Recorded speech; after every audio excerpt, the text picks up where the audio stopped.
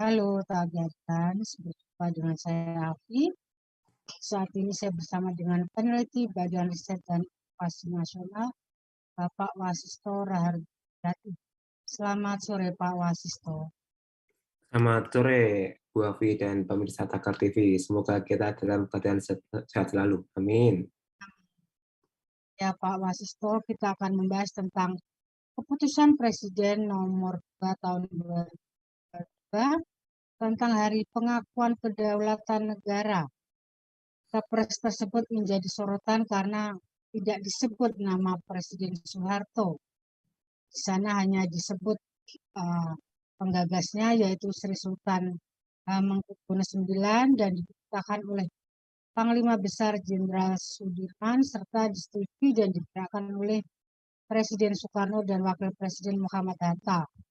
Ini menjadi sorotan karena pada zaman Pak Harto, serangan umum 1 Maret 1949 itu sangat ditonjolkan kepahlawanan Presiden Soeharto yang waktu itu masih letkol. Nah, Pak Wasisto, ini sebenarnya ada apa? Ini sesuatu yang normal atau secara psikologis ini apa ya, benturan ego antar penguasa, Jokowi di antara Soekarno dan Soeharto, Pak? Baik, terima kasih Bu Afi. Uh, Berbicara mengenai Kepres itu kan kita perlu terlebih dahulu mendudukkan tujuan Kepres itu apa sebenarnya Bu Afi dan pemirsa Takar TV ya. Hal utama yang dicarikan adalah bentuk pembelajaran sejarah, di mana di tanggal 1 Maret itu adalah bentuk eksistensi dari Republik Indonesia ketika diserang oleh Belanda saat itu. Jadi yang paling penting di sini adalah bagaimana kita melihat esensi kesejarahan itu dulu sebelum kita berbicara ketokohan. Karena seringkali yang kita lihat sekarang ini banyak kepres yang itu memuat tentang peristiwa sejarah ya. Entah itu Hari Pahlawan, Hari Proklamasi, maupun hari lain yang bersejarah itu sebenarnya tidak perlu menonjolkan yang namanya ketokohan tertentu, Bu Afi. Karena yang perlu kita garis bawahi di sini adalah yang namanya pelaku sejarah itu tidak tunggal, tapi kolektif. Jadi yang perlu kita kemudian sadari adalah sosok Letkol Infantri Soeharto itu bukanlah sosok tunggal yang perlu ditonjolkan, tapi ada sosok lain yang perlu didudukan oleh membuat kebijakan dalam konteks yang kesetaraan. Jadi saya pikir di sini yang perlu kita lihat adalah bagaimana publik itu melihat sejarah secara berimbang ya, dan melihat esensi dari peristiwa sejarah itu kenapa harus dikepreskan daripada kita harus mendebat heroisme tokoh tertentu atau mungkin beberapa tokoh lain yang harusnya ditonjolkan Bu Awi. Jadi di sini bukan dendam sejarah atau mungkin dendam politik ya, tapi lebih pada bagaimana kita melihat sejarah itu secara berimbang dan adil, di mana heroisme itu harus bisa dilihat secara proporsional antara berbagai tokoh keluarga. Ya. Kepres tersebut menimbang peristiwa serangan umum 1 Maret 49. Bisa diartikan bahwa dalam serangan tersebut memang peran Pak Harto ketika itu tidak signifikan ya Pak, uh, tidak begitu berpengaruh kalau dilihat secara kolektif. Apa bisa begitu Pak? Kalau dari berbagai sumber sejarah yang saya baca itu posisi dari Letkol Infantri Soeharto kan adalah pelaksana. Artinya di sini beliau sendiri bukanlah aktor tunggal yang semata-mata menjadi komandan utama, tapi ada beberapa tokoh lain yang itu menjadi istilahnya tokoh lain yang itu di penulisan sejarah sebelumnya kurang ditempatkan secara proporsional misalnya. Nah, di sini yang perlu kita lihat konseptornya kan adalah Sri Sultan Hamengkubuwono IX sebenarnya. Yang itu menjadi apa ya? Penggagas dari gerakan serangan umum ini supaya membuktikan bahwa dunia itu melek, sadar bahwa Indonesia itu masih ada meskipun digempur habis-habisan. Jadi yang perlu kita lihat di sini adalah posisi konseptor dan posisi pelaksana itu beda. Jadi Pak Harto sebagai salah satu pelaksana iya, tapi bukanlah konseptor dari serangan umum 1 Maret itu sebenarnya. Jadi inilah yang perlu kita dudukkan secara seimbang. Jangan sampai kedua fungsi ini dicampur adukkan sehingga seolah-olah kita menciptakan pengkultusan pada sosok tertentu sebenarnya. Jadi tidak benar ya Pak kalau Presiden Jokowi yang membuat Kepres tersebut tidak bermaksud meninggikan Soekarno dan merendahkan Soeharto, itu tidak benar ya Pak? Saya pikir tidak benar Ibu Afi, karena jangankan sejarah peristiwa umum 1 Maret, serangan umum 1 Maret ya, di peristiwa lain kan itu sebenarnya pelaku sejarah itu banyak sebenarnya. Bahkan ada yang meninggal tanpa nama juga banyak sebenarnya. Cuman yang perlu kita lihat di sini adalah bagaimana kita itu melihat sejarah itu secara adil sebenarnya. Karena dalam konteks sejarah, tulisan sejarah itu selalu saja ditulis oleh pemenang. Artinya di sini ada misalnya rekayasa sejarah, rekayasa narasi yang itu memang tujuannya mengkultusan figur tertentu. Nah, ini yang terjadi ketika kita misalnya kalau pernah melihat film Janur Kuning misalnya, itu kan seolah-olah memperlihatkan heroisme tunggal Letkol Infantri Soeharto sebenarnya. Nah, ini yang menurut saya dan mungkin generasi setelah saya kan mempertanyakan ulang apakah memang benar Pak Harto itu sosok yang paling sakral, paling tunggal, di mana saat itu juga ada Sri Sultan yang juga lebih senior, maksudnya lebih sebagai Raja Yogyakarta saat itu ya. Dan itulah yang menurut saya perlu kita lihat ya secara arif ya, supaya jangan sampai kita terbawa pada narasi-narasi pengkultusan yang itu malah justru kita terjebak pada teori konspirasi sejarah sebenarnya, Bu. Nah, kalau kita lihat film kan heroisme biasanya pada bintang utama gitu yang tunggal, walaupun beberapa Benar, film juga menunjukkan heroisme kolektif. benar, benar. Dalam bawah sadar manusia mungkin seperti itu ya, betul. Heroisme terus betul. Seorang tokoh yang kemudian itu menjadi diteruskan.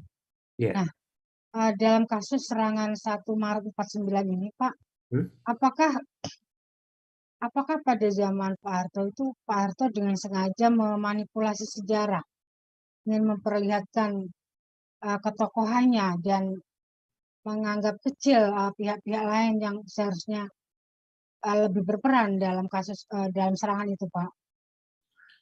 Uh, Kalau misalnya propaganda sejarah itu memang hal yang biasa, maksud saya itu memang terjadi di era Orde Baru, Mbak Fia. Misalnya tidak hanya peristiwa serangan umum ya, peristiwa besar lain itu juga saat itu memang dalam tanda kutip ada unsur manipulasinya. Maksudnya meninggikan sosok tertentu dan meniadakan sosok tertentu. Nah, saya pikir di era Orde Baru yang namanya apa istilahnya pembelokan sejarah, manipulasi sejarah itu memang hal yang perlu dilakukan agar mendukung stabilitas politik saat itu, Bu Afi. Jadi kalau kita misalnya kalau misalnya kita dihadapkan pada sejarah yang berimbang, saya pikir eksistensi Orde Baru tidak akan lama, karena dari situlah kita bisa melihat mengapa sekarang ini orang itu masih terindoktrinasi dengan berbagai macam sejarah yang itu dituliskan Orde Baru. Jadi saya pikir itulah mengapa hal ini bisa terjadi. Bisa juga diartikan saat ini Presiden Jokowi justru meluruskan sejarah ya Pak ya, yang telah dimanipulasi Pak Harto seperti itu? Saya pikir tidak hanya di masa Presiden Jokowi ya, semenjak Presiden Habibie pun juga sudah dimulai era seperti itu ya, era pelurusan sejarah kalau dalam bahasa saya. Jadi misalnya peristiwa 65, terus peristiwa 45, atau mungkin jauh sebelum itu, misalnya gerakan politik etis misalnya, itu memang sudah banyak sekali revisi-revisi sejarah yang perlu dilakukan. Dan itu sebenarnya Pak Jokowi itu melanjutkan apa yang sudah dirintis oleh pendahulunya sebelumnya, agar sejarah itu dilihat secara berimbang dan tidak secara personal sebenarnya.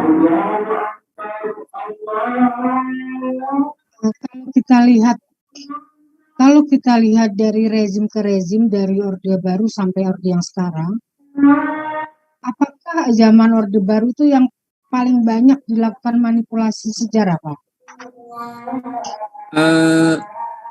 Kalau dikatakan manipulasi sejarah itu memang itu dalam konteks yang masih bisa diperdebatkan ya Bu Afi.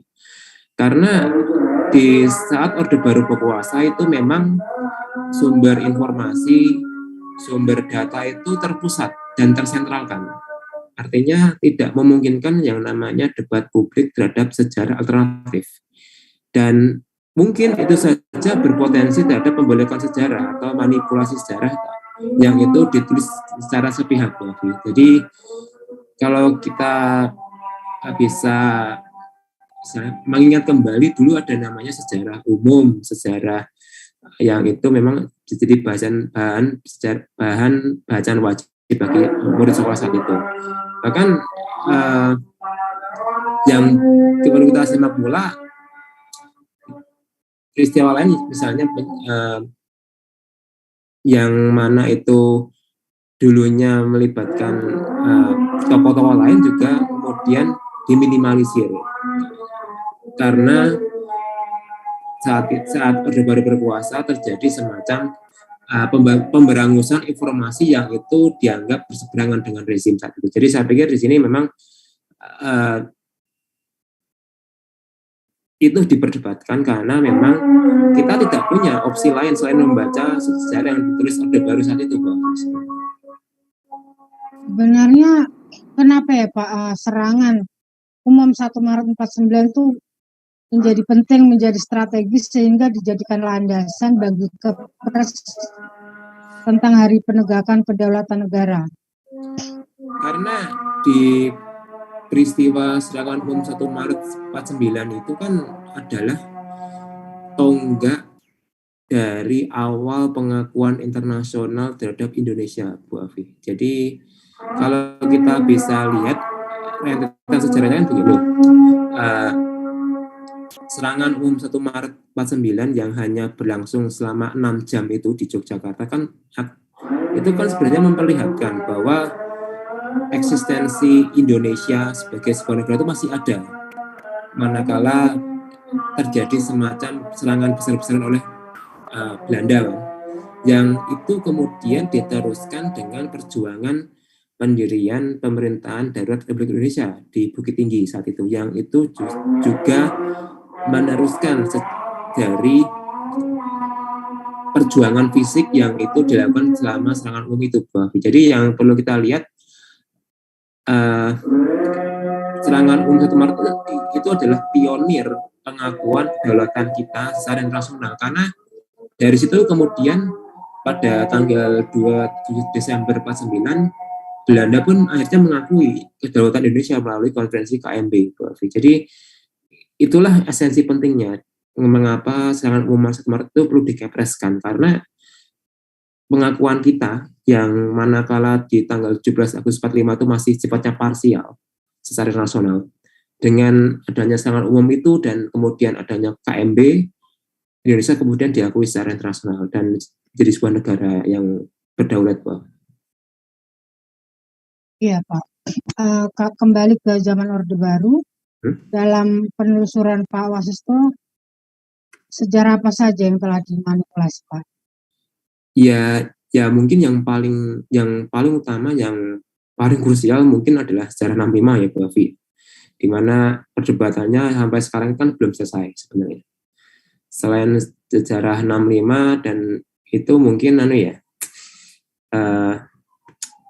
selain sejarah 65 yang banyak unsur manipulasinya hingga dibuatkan film juga, Yang kedua adalah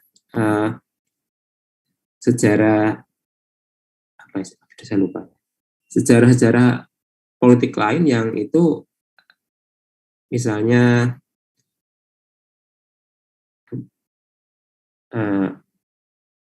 perumusan Pancasila misalnya, atau mungkin sejarah lain, misalnya sejarah yang paling kerasa mungkin adalah agresi militer 1 dan 2 yang paling kerasa rentan atau mungkin kerasa unsur apa istilahnya perdebatan sejarahnya daripada yang lain, Bu Afi, karena di situ Pak Harto juga pelaku sejarah sebenarnya. Yang kalau yang sebelumnya kan Pak Harto kan belum jadi pelaku sejarah kan. Tapi kalau dalam agresi militer 1 dan 2 hingga 65 itu kan Pak Harto bagian dari situ, bagian dari pelaku sejarah, dan itulah mengapa pembelokan itu saat itu terjadi, Bu Afi. Jadi keputusan Presiden nomor 2 tahun 2022 itu secara keseluruhan tidak ada masalah sesungguhnya ya Pak ya? Sebenarnya tidak ada masalah, Bu Afi, karena yang namanya Kepres itu kan yang dipentingkan adalah esensinya kan, mengapa harus diakui gitu, Bu Afi. Jadi itu yang perlu kita tekankan sebenarnya. Jadi untuk mengenang kembali pengakuan atau mungkin jalan menuju pengakuan kedaulatan kita sebagai sebuah negara. Jadi jangan sampai kita terbelokkan dengan narasi bahwa heroisme tunggal atau heroisme kolektif yang itu justru mengaburkan makna tujuan dari Kepres itu tadi, Bu Afi katakan. Menurut Pak Wasisto, kenapa ada orang yang tidak senang nama Pak Harto tidak ada dalam Kepres tersebut? Ya, saya pikir kan kalau konteks senang dan tidak senang kan adalah urusan subjektif dan personal ya, Bu Afi. Cuman yang perlu kita telusuri lagi apakah orang yang senang atau tidak senang itu sudah membaca naskah akademiknya. Karena kan yang paling penting dari Kepres kan adalah naskah akademiknya sebenarnya, bukan Kepresnya sebenarnya. Maksudnya Kepres itu penting sebagai buah luaran kebijakan, tapi yang paling penting kan adalah naskah akademiknya. Apakah benar atau tidak di situ Pak Harto dihilangkan? Karena kalau dari sumber yang saya baca itu nama Pak Harto sering disebut di situ sampai 48 kali. Jadi apa yang salah dari situ kemudian? Artinya di sini kadangkala kita tuh hanya melihat sejarah secara parsial, tapi tidak melihat sumber secara komprehensif sejarah itu dari mana saja, Bu. Dan ini yang penting buat pembelajaran generasi muda ya, agar jangan sampai tergiring opini sepihak yang itu justru mengajak kita pada berpikir yang bukan-bukan, Bu. Kurang lebih demikian. Ada juga ahli sejarah yang berpandangan alangkah lebih baik apabila nama Pak Harto disebut juga dalam Kepres tersebut, Pak. Ya, kalau demikian perlu juga disebutkan nama Sri Sultan Hamengkubuwono IX sebagai konseptornya, biar adil, Bu. Karena kalau misalnya kita masih terpaku dengan heroisme Pak Harto, itu kan sama saja menihilkan peran Sri Sultan yang itu sebagai konseptornya. Jadi Sri Sultannya disebutkan sih, Pak. Oh, sebutan ya. Tapi begini, alangkah baiknya untuk menghargai jasa para pahlawan yang mereka tidak pernah mengharapkan balas jasa. Alangkah baiknya kita tuh menghormati jasa mereka dengan menghargai hari pengakuan kedaulatan itu, Bu Afi. Karena kalau misalnya kita memaksakan diri untuk menuliskan nama beliau, nama-nama yang sudah berperan itu di dalam serangan umum itu, ya sama saja kita melihat ada konteks pamrih di sini kan sebenarnya, yang itu justru malah tidak etis secara sejarah ya, karena para pahlawan yang telah mendahului kita kan berjuang tanpa pernah minta balasan dari kita sebenarnya. Jadi saya pikir kita jangan melihat adanya konteks pamrih di sini ya. Tapi yang paling besar adalah bagaimana kita melihat hasil yang dicapai pahlawan kita itu dan menghormatinya, Bu. Oke, Pak. Mungkin dalam closing statement ada yang disampaikan untuk mengakhiri perdebatan mengenai Kepres tersebut, silakan. Kalau pesan saya ya untuk publik, terutama generasi muda ya. Jangan sampai kita itu ketika membaca sejarah atau membaca peristiwa penting di negeri ini tuh tidak berasal dari ucapan yang viral, tapi kita perlu menelusuri lagi secara lebih komprehensif mengapa peristiwa sejarah itu ada dan mengapa itu penting bagi kita. Karena dari situ kita bisa melihat esensi pentingnya peristiwa itu terjadi dan bagaimana kita bisa mengenang heroisme dari berbagai macam tokoh tersebut. Karena kalau misalnya kita hanya tergiring opini, tergiring statement yang viral, malah justru kita tidak menangkap esensi mengapa para pejuang ini berjuang habis-habisan dan kita justru malah mengerucutkannya pada faktor heroisme saja, Prof. Ini mungkin itu saja dari saya. Oke, baik Pak Wasisto, terima kasih untuk wawancaranya Pak. Baik, demikian Tagarian, sampai jumpa di lain kesempatan.